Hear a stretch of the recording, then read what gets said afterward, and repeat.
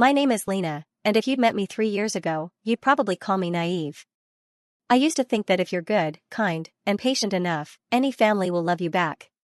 I also thought Ivan was the love of my life, the kind of man you cross a continent for, the kind of man whose flaws you smooth out with your own softness. We got married fast. Everyone said so. Barely a year after we met at my friend's birthday party, him with his crooked smile and careful eyes, I was standing in a peach dress in his parents' living room, holding a glass of cheap champagne while his mother, Irina Petrovna, sized me up like a suspicious cashier checking a counterfeit bill. Back then, I thought it was normal. She was just protective, right? An only son, a tight-knit family, of course she'd want to make sure I was good enough. I'd grown up in a home that was warm but loose. My parents loved me in that quiet, tired way people do when they're too busy working 2 jobs to hover. Ivan's family, on the other hand, hovered like helicopters with searchlights. Irina Petrovna, never just Irina, ran that household like a general.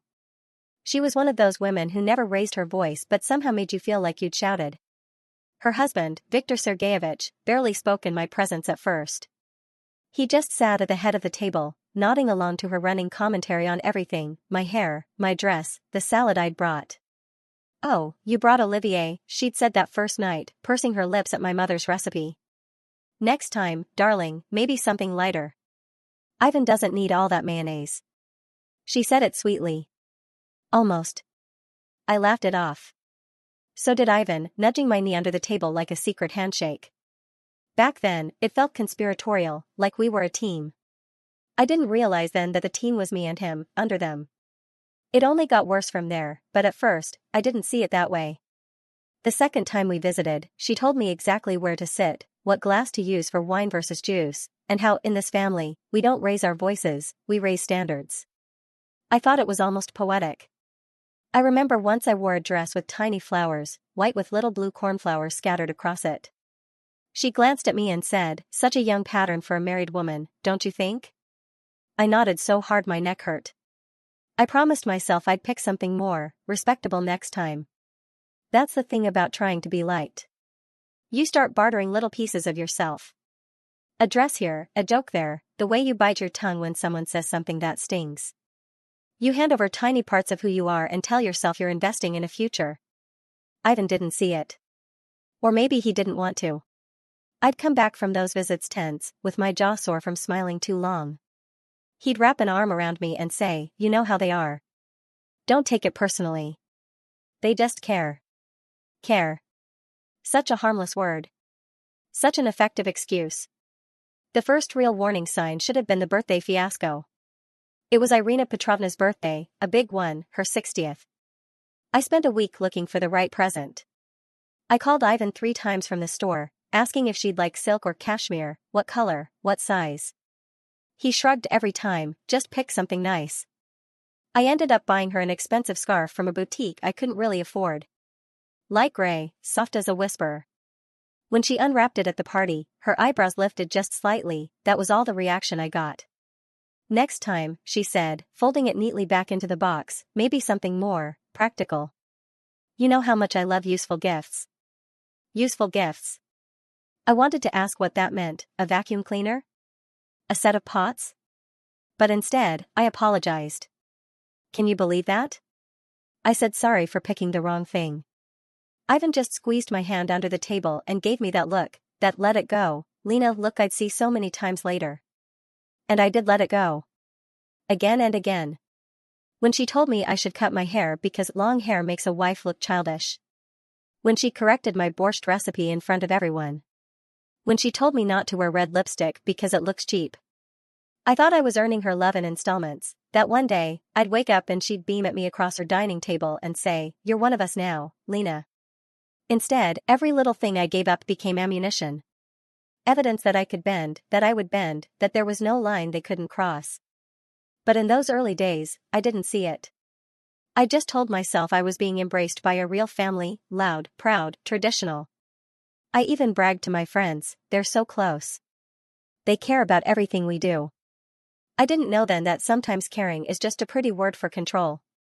If I could go back and stand next to my younger self in that peach dress, glass of cheap champagne trembling in my hand, I'd whisper in my ear, "Run." Or at least stand up straight. Don't shrink so easily. But I didn't run. I smiled. I nodded. I made the salad without mayonnaise next time. And next time. And next time. I thought that was love. It was only the beginning. After that first year, my life split neatly into two versions, the one Ivan's family saw, and the one I kept quiet. The public version was sweet, eager to please Lena, the good wife, the good daughter-in-law, the girl who'd jump at any chance to make everyone happy. The private one was tired, bone-deep tired, the kind of tired that sleep can't fix. It started small, like most things that rot you from the inside out. Little requests, tiny suggestions that stacked up until they weren't really suggestions anymore. Irina Petrovna had a talent for telling you what you'd do while making it sound like your idea. Take the gifts, for example. After the useless scarf incident, I became the family's personal Santa Claus. If someone's birthday was coming up, cousin, great-aunt, random neighbor, I was expected to find the perfect present. Not just buy it, but wrap it, deliver it, and watch them open it with that bright, expectant look. Did you get it right this time, Lena? I remember once Ivan's uncle turned 65. A man I'd met twice. Irina Petrovna handed me an envelope with money and said, buy him something respectable. Not too cheap, not too flashy. Something he'll actually use. That was it. No hints, no suggestions. Just a ticking bomb disguised as an errand. I spent 3 hours wandering a department store, holding up ties, wallets, cufflinks, second-guessing every choice because in this family, a bad gift was practically a character flaw. I finally settled on a leather briefcase. He opened it, nodded once, and then launched into a monologue about how these days, nobody carries briefcases anymore. No thank you. No smile. Just that subtle reminder that Lena tries, but Lena never quite gets it right. And the weekends, God, the weekends. Before Ivan's family, weekends were lazy mornings, bad movies, Ivan and I tangled up on the couch with cheap takeout and nowhere to be. After? Weekends became family time. Capital letters required. Every Saturday, it was something, a dinner, a cousin's kid's birthday, a last-minute let's repaint the summer house. I'd wake up hoping for a slow day and find myself scrubbing floors at their dacha instead, or standing in a kitchen elbow-deep in salads while Irina Petrovna told me I'd sliced the cucumbers too thick. If I ever hinted that I'd rather do something else, see my own friends, spend time with my parents, God forbid just be alone with Ivan, it turned into a moral lesson. Family comes first, she'd say, as if my family wasn't real enough to count. And Ivan, sweet, spineless Ivan, would just shrug. Come on, Lena. It's just a few hours. They'll be upset if we don't go. Upset. That word ruled my life for a long time. Don't upset them. Don't disappoint them. Don't give them a reason to talk behind your back, even though they always did anyway. I can't tell you when exactly it happened, but at some point, my own weekend stopped belonging to me. I'd catch myself on Friday nights, staring at my reflection, mascara wand frozen in my hand, wondering how I'd ended up here, standing in a kitchen making potato salad for people who would critique it bite by bite. And Ivan? He thought I was perfect. But only because I made his life easier. He didn't have to argue with his parents, why would he? I did all the bending for both of us. I took the edge off their sharpness so he could keep pretending they were just caring. Once, my best friend Dasha called while I was elbow-deep in marinating meat for a barbecue Ivan's mother had declared we'd host, at our apartment, of course, because it was cozier. Dasha asked if I wanted to come to her bachelorette party that Saturday. Just one night, girls only, nothing fancy. I told her I'd try. Then I hung up and looked at the bags of groceries, the piles of plates I'd borrowed from my mother because Irina Petrovna said ours were too casual for guests, and I knew I wasn't going anywhere. When I told Ivan, he barely looked up from his phone. You hate those things anyway, don't you? I didn't. Or maybe I did now, but only because I'd forgotten how to be around people who didn't secretly judge the way I folded napkins or sliced bread. Money was another thing. Oh, the money. I'm not rich. Ivan wasn't either when we met. But every holiday, every birthday, every surprise let's pitch in for a family gift, I found myself opening my wallet wider and wider. At first, I justified it, it's for family. It's for goodwill. It's an investment. But goodwill is expensive when it's a bottomless pit. It never once crossed Ivan's mind to say, hey, maybe we should scale back. He'd just pat my back, kiss my cheek, and say, "You're amazing. You make everyone so happy." He never asked if I was happy. I can't tell you how many nights I lay awake, staring at the ceiling, listing the things I'd do if I could just have a weekend to myself. Sleep till noon. Eat bad takeout. Watch movies he hated. Visit my parents without an excuse. Meet Dasha for coffee and not check my phone every 5 minutes in case Irina Petrovna needed something. I told myself it would get better. Once they trusted me more. Once we had kids, God help me, back then I thought kids would make them softer. As if a grandchild would buy me freedom instead of chaining me tighter. Funny how people think you're weak when you give too much. I thought giving would make them love me. Instead, it just made them greedy. By the time our first anniversary came around, I didn't even bother asking Ivan if we could spend it alone. Irina Petrovna invited us over for dinner, her treat, of course. She made a cake, told me how to cut it so it looked nice on plates, and then reminded me that next time, I could try baking it myself. It's important for a wife to learn. Ivan kissed me in the car afterward. "They really love you, you know," he said. I nodded. I even smiled. Inside, a little voice whispered, "No, they love what I do for them." But I shut that voice up. For now. Because good wives don't complain. Good daughters-in-law say thank you. And I was determined to be the best damn daughter-in-law they'd ever seen. Even if it killed me. By our second year of marriage, I could predict Irina Petrovna's moods better than my own. If the weather was bad, she'd be sharp. If the weather was good, she'd be sharper, because then there was no excuse for anyone to say no to her plans. That spring, she decided the family's summer house, the beloved dacha, needed renovations. A fresh coat of paint, she said, but in Irina Petrovna's world, a coat of paint turned into new flooring, new cabinets, new curtains, and a small army of volunteers to make it happen. I knew what was coming before Ivan even opened his mouth. We were sitting at the kitchen table, a cold cup of tea between us. He cleared his throat like he always did when he was about to ask me for something he didn't want to admit was unfair. "Mama wants us to come out to the dacha this weekend," he said. Us. Such a generous word. But we both knew what it meant, me scrubbing, painting, cooking for everyone while the men handled the heavy stuff and Irina Petrovna supervised with the solemn authority of a queen redecorating her throne room. "I can't," I said before I could stop myself. The words fell out of my mouth like something foreign. Ivan looked up, blinking. "What do you mean, you can't?" "I have a work deadline, Vanya. I told you. My team's counting on me this weekend, the whole presentation is on my plate." He stared at me like I'd confessed I was secretly plotting to burn the dacha down instead. "So come after work. Or bring your laptop. You can work there." I laughed. I actually laughed. The idea of balancing a laptop on my knees while painting walls and chopping vegetables? Sure. Why not juggle flaming swords while I'm at it? "No," I said, and my voice felt unfamiliar, firm, edged, not sweet at all. "I'm not coming this time." He didn't yell. Ivan never yelled. That was the problem, in hindsight. He just sighed and pinched the bridge of his nose like I was the unreasonable one. "You know how they'll take it if you don't come." "I don't care." Another new sentence. It tasted bitter and exhilarating at the same time. He didn't argue. He just stood up, grabbed his phone, and walked out of the kitchen.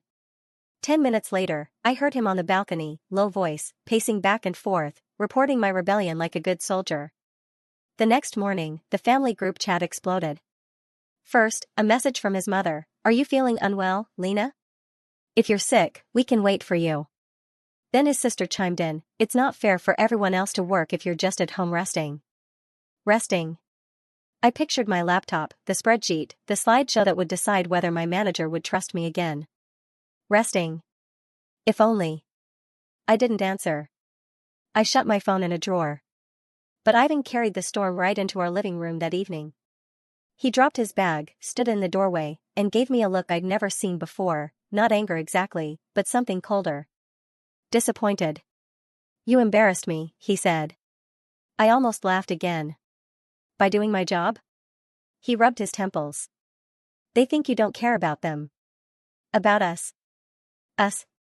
He said it again like it was all the same thing, him, his mother, his father, the moldy dacha, the never-ending expectations. "Us." I wanted to scream that I loved him, not the family cult I'd been drafted into without consent. But I didn't. I just sat there, feeling something crack deep in my ribs. Vanya, I can't do everything. I can't. Yes, you can, he snapped. His voice was still quiet but sharp enough to cut. You always do. Why are you acting like this now? That was the part that broke me, more than any insult could have, you always do. Like my endless bending was proof I had no right to stand straight, even once. I wish I could tell you, I yelled back. That I told him to go paint his mother's damn dacha himself. But I didn't. I did what I always did, I folded. That Friday night, instead of packing paint rollers, I baked pies. Apple, cherry, meat, an edible apology. Saturday morning, Ivan left alone, slamming the door so gently it still stung. I drove out Sunday afternoon, pies on the passenger seat, my stomach in knots. When I got there, Irina Petrovna greeted me with her special smile, tight, polite, ice cold. So good you could join us at last, she said, glancing at my pies like they were bribes. I put them on the table. I mumbled an apology I didn't mean. Everyone pretended it was fine, but they never let me forget. Not really. Later that evening, when we were cleaning up, Irina Petrovna leaned close while washing dishes beside me. She didn't look at me, just flicked water off a plate and said, "A wife who neglects her husband's family is a wife who neglects her husband. Remember that, dear." I didn't answer. I just dried the plates and stacked them in perfect towers, like tiny tombstones for whatever was left of my backbone. That night, on the drive home, Ivan didn't speak to me. He turned the radio up and hummed along to a stupid pop song while I sat in the passenger seat, pie crumbs on my skirt, staring out the window. I wish I could tell you I fought harder then. But no. I was still the good wife, the good daughter-in-law. I still believed that if I tried just a little more, if I apologized just right, if I cooked enough pies, maybe they'd love me for real. Funny thing about lines, once you cross them, you can't pretend they're not there anymore. I'd said no once, and they'd made sure I'd never forget what it cost me. But deep down, a tiny part of me felt it, a spark, a small, angry seed. I said no once. I could say it again. Not yet, though. Not yet. I still had a few more pieces of myself to lose first. After the dacha fiasco, I thought maybe they'd back off, just a little. Maybe they'd see I wasn't their puppet, that I could say no when I had to. That was naive, of course. People like Irina Petrovna don't take rebellion as a reason to negotiate, they take it as proof you need tighter reins. The new obsession arrived on an ordinary Tuesday over dinner. Viktor Sergeyevich was unusually talkative that night, which is to say, he said more than 3 sentences. We were at their place again, meatballs, pickles, black bread, Ivan's father nursing a glass of vodka like it was a microphone for his rare opinions. He set his glass down, cleared his throat, and looked straight at me. When will we be hearing good news, eh? I didn't understand at first. I thought maybe he was talking about my work, or Ivan's. I opened my mouth to ask, but Irina Petrovna didn't wait for me to look foolish. A grandchild, Lena. When will you give us a grandchild? She said it like a toast. Smiling. Knives behind her teeth. Ivan shifted beside me but didn't say a word. He just kept eating, eyes on his plate. Like if he didn't make eye contact, he could pretend he wasn't part of this conversation. I laughed it off at first. A bad joke. Oh, we're not in a rush, I started. She cut me off so smoothly I almost admired it. Not in a rush? Lena, you're not getting any younger, dear. Neither are we. You know how important family is to Ivan. To all of us. Family. That word again, less a blessing, more a brand they liked to burn onto my forehead. I tried to push back, lightly. We're focusing on work right now. We'll see how things go. She clucked her tongue. Work will wait. Family doesn't. What if it's too late? You know, after 30 it's all complications. And Ivan, she turned to him then, voice dripping sugar. Tell her, Vanya. Tell her you want a baby. You do, don't you? He cleared his throat. Didn't look at me. Of course I do. Quiet. Flat. Like a man reading lines from a script he didn't have the guts to rewrite. I felt something cold settle in my stomach. It wasn't that we'd never talked about kids, we had. Someday. Later. When we were ready, when our savings weren't just receipts for other people's birthday gifts. But now, here, it wasn't about us at all, it was about them, about another piece of my life they wanted to claim. I didn't argue that night. What was the point? I just sat there, pushing cold mashed potatoes around my plate while they talked about baby names, which room in our apartment should be the nursery, whether I'd take maternity leave or quit altogether to focus on motherhood like a proper wife. Proper. There was always a proper way to be, and it was never mine. In the car home, I finally asked him. Did you mean that? About the baby? Ivan didn't even pretend to misunderstand. He just sighed, that sigh I was starting to hate. Lena, they're getting older. They just want to see us happy. A child would make everyone so proud. Everyone. The way he said it made it sound like he wasn't included in everyone. Like he'd just outsourced his desires to his parents years ago and never bothered to check if they still fit. I pressed my forehead to the cold window and closed my eyes. What about what I want? I asked softly. Silence. Then, with a touch of irritation, as if I'd asked why the sky was blue, he said, why do you always have to make everything so difficult? I bit my tongue so hard I tasted blood. Because if I'd said what I was really thinking, I might have screamed. After that night, the questions never stopped. Every visit, every phone call, any news yet? If I turned down wine, Irina Petrovna would raise an eyebrow and practically sniff my stomach for evidence. If I looked tired, she'd beam like she'd caught me at something. I stopped wearing certain dresses, the ones that made my belly look even slightly round. I started skipping dessert at family dinners, just so I wouldn't have to hear her sly, hopeful voice, eating for two, Lena? I tried to talk to Ivan again. Once. We were lying in bed, side by side, staring at the ceiling. My hand drifted to his, searching for warmth, for a reminder that we were still in this together. I'm not ready, I whispered. Not yet. I want us to be ready first. Really ready. He pulled his hand away. Rolled over. You sound like you hate them, he mumbled into the pillow. I wanted to scream that it wasn't about hate, it was about me. About us. About not having another piece of my body, my life, my future decided at that dining table between vodka toasts and passive-aggressive pie slices. But I didn't scream. I just stared at his back and wondered when exactly my marriage had become a shared lease with his mother. After that, it got worse. If I said I was busy with work, I was selfish. If I didn't answer a call, I was hiding something. If I snapped, even gently, I was too emotional. Maybe hormonal, Irina Petrovna suggested once, not bothering to hide her glee. One night she called me, just me, while Ivan was out with friends. Her voice was honey-sweet but cold underneath. You know, Lena, a wife's duty is to make her husband's family happy. If you can't even do that, well, you should think about what kind of wife you really want to be. I didn't answer her. I just hung up. I sat there in the dark, my phone buzzing in my hand as she called back twice, 3 times, then switched to Ivan's number when I wouldn't pick up. I remember that moment vividly, the quiet click when I powered my phone off, dropped it in a drawer, and sat alone in my living room with only the hum of the fridge for company. It felt like treason. And freedom. Both. I wish I could tell you that was when I decided to run. Or fight. Or scream. But it wasn't. Not yet. It was just the moment I realized the walls were closing in. And if I didn't find a way to punch through, they'd bury me alive, under good intentions, polite questions, and the suffocating weight of family. I don't remember what I was wearing that night. Just that my hands wouldn't stop shaking. My palms were slick with sweat and something else, rage, maybe, finally crawling out from where I'd buried it for so long. It was a Friday, of course it was. By then, I'd learned to dread Fridays more than Mondays. Friday meant dinner at Ivan's parents' house. A weekly ritual. Attendance mandatory. Excuses invalid. I'd had a brutal week at work. My boss had praised my presentation in front of the whole department, the same one I'd stayed home for instead of painting their summer palace.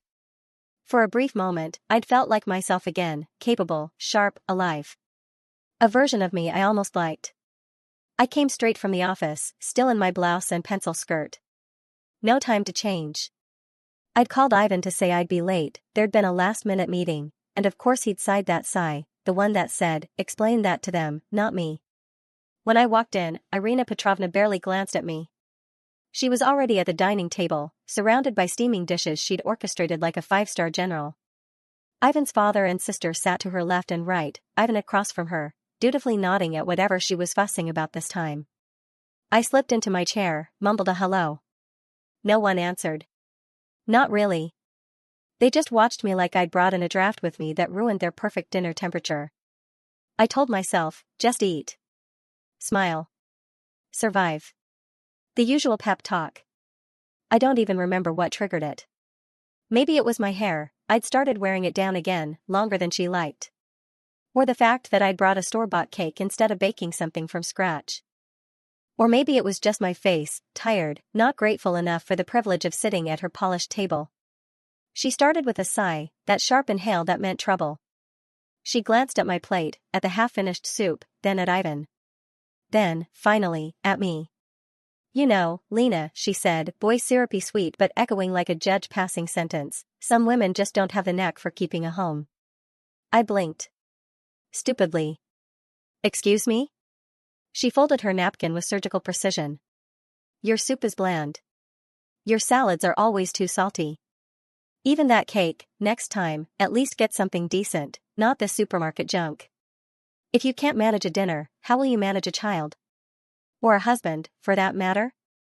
It was so quiet I heard the clink of Viktor Sergeyevich's fork against his plate. Ivan stared at his hands. His sister pressed her lips together to hide a smirk. Something inside me snapped. Not loudly, just a tiny, final fiber giving way after too much strain. I looked at Ivan first. Waiting. Say something. His eyes flicked up to mine, embarrassed, pleading. And then down again. Silence. I set my fork down. Carefully. Deliberately. You know what, Irina Petrovna? I said, my voice shaking but steady enough. You're right. I'm terrible at this. Terrible at pretending this is normal. Terrible at sitting here and swallowing everything you dish out. So. I won't. She blinked. A tiny twitch at the corner of her mouth, not fear, not shame.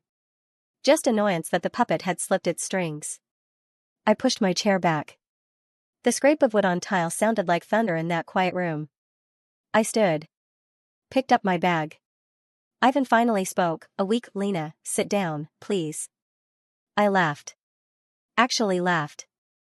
The sound startled me, sharp, real, almost alive. No, Vanya.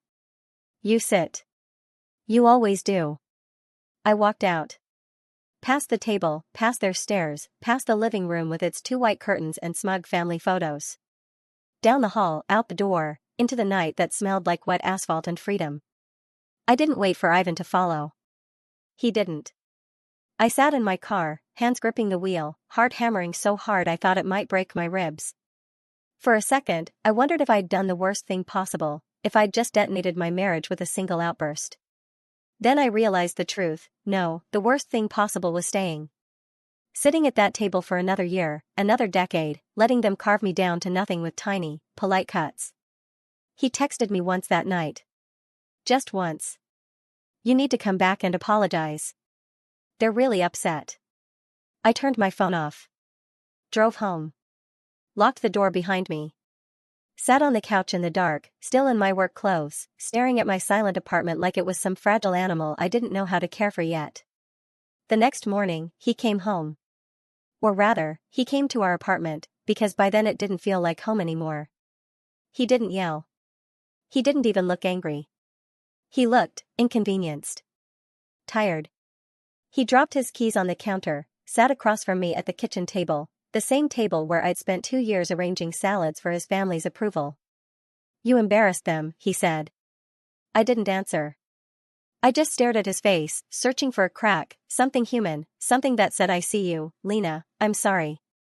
Nothing. Just that mild, resigned disappointment, like I'd spilled juice on his shirt. Their family, he said. You owe them respect. I said nothing.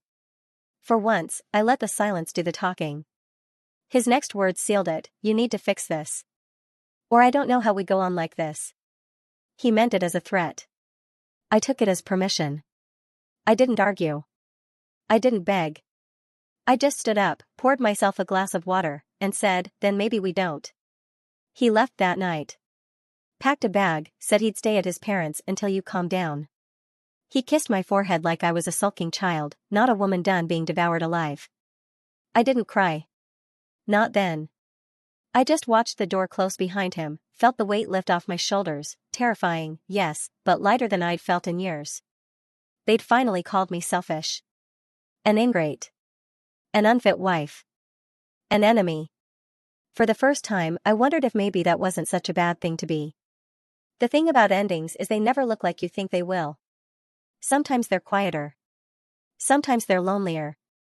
But sometimes, if you're very lucky, they're yours. A week after Ivan left for good, the silence settled in like dust. I'd always hated silence. I'd fill it with chores, calls, texts, polite smiles, all the chatter of trying to be liked. But now, for the first time, it felt like a relief. A clean sheet of paper. He came back once. Or tried to. A half-hearted knock on my door one rainy Tuesday evening, the same knock that used to mean open up. I forgot my keys again. I didn't answer right away. I watched him through the peephole like a stranger watching a ghost. He looked smaller. Or maybe I'd grown. When I finally opened the door, I stood in the frame, no invite to step inside. His eyes flicked past me to the hallway behind, like he expected to see a suitcase, a tearful confession that I'd come to my senses and would crawl back to his parents' table, pie in hand, smile nailed on. You're really doing this, he said. No question mark at the end, just quiet disbelief, as if he still couldn't make sense of a world where I didn't fold myself to fit inside his family's walls. I'm really doing this, I said. He asked if we could talk. Not to fix it, just to talk. He didn't say sorry. He didn't say I see it now. He just wanted to talk the way a man wants to feel like he did his part. So I let him stand there in the doorway. I let him say his lines about how maybe you could try to visit sometimes. Mama is hurt, Papa is disappointed, it's not too late to smooth this over. I listened. And when he finished, I asked, what about what I want? He blinked. He had no answer for that. And maybe that was the real answer, all along. He left. This time, I knew he wouldn't be back. I called a lawyer the next morning. She sounded so calm on the phone, I almost wanted to ask if she'd come hold my hand when the papers arrived. But I didn't need her to hold my hand. I needed her to help me draw the line in black ink and signatures. A border no one could cross this time. A few days later, Irina Petrovna called again, one last gasp of control. She didn't even bother with fake sweetness this time. She went straight for the throat. You'll be nothing without him, Lena. You'll see. Men don't want women who break families. Who run away. I almost thanked her. Really. Because for the first time, I felt the shape of the freedom I'd fought for, and it looked nothing like her threats. It looked like no more quiet humiliations at long tables, no more pies baked out of apology, no more double life where my smile was a muzzle. Goodbye, Irina Petrovna, I said. Just that. Not another word. I blocked her number after I hung up. The silence that followed felt holy. After that, I did a dozen tiny things that felt huge. I took my wedding ring off and put it in a drawer, not because it was evil, but because I didn't need it as a prop anymore. I went to the therapist twice a week. The first session, I sat there stiff and polite, nodding like the good wife I'd trained myself to be. By the third, I cried so hard I couldn't get a word out. By the fifth, I laughed in the middle of telling my story, really laughed. The kind of laugh that made me feel light enough to float. I called my mother and told her the truth, not the polite half version I'd fed her for years. She cried too. Then she asked if I'd come visit for a weekend. I did. No excuses, no Ivan hovering in the doorway, no cold silence on the drive home. I found Dasha again. We sat on her couch with cheap wine and worse snacks, and she said, "You're glowing." I wasn't, I was exhausted and raw and still half scared all the time. But maybe a little part of me was glowing. Or at least burning bright enough to see my own reflection again. I went back to my work with my whole chest. Stayed late because I wanted to, not because I needed an excuse not to go paint the family palace. I got promoted. Bought myself a ridiculously expensive bottle of perfume just because I could. Sprayed it on my wrist every morning like a tiny, defiant anthem. And when the divorce papers came back signed, I didn't throw a party. I didn't cry. I just sat at my kitchen table, the same table where I'd once sliced cucumbers too thick, and whispered, "Okay. Now what?" I still don't know what exactly. Freedom doesn't come with a manual. Some days, the silence is heavy, like an echo chamber that reminds me how many ways I'd shrunk myself just to fit someone else's picture. Some nights, I miss the warmth of a body in bed beside me, even if that body came with 1,000 invisible strings. But every morning I wake up alone, and I know the space I'm standing in, this battered little apartment, this quiet life, this honest laugh, is mine. All mine. I finished my Reddit post with a simple truth: trying to be good for people who only want you small will eat you alive. And the replies that came back were like a chorus: women, men, strangers saying I see you. I needed this. I'm next. If you're reading this far, maybe you're next too. Maybe you're sitting at a table right now, smiling too wide, nodding too hard, swallowing the 1,000 cuts because family comes first. Maybe you think you can hold on just a bit longer, that they'll change if you're sweeter, quieter, smaller. They won't. So be the villain if you have to. Be the bad wife. Be the disappointment. Be the girl who stood up and walked out of the dinner nobody thought she'd ever leave. Because you owe them nothing. And you owe yourself everything. If you've ever been the perfect daughter-in-law, the perfect partner, the perfect anything for people who wouldn't cross a room for you, tell me. What would you do differently if you finally stopped trying to be good?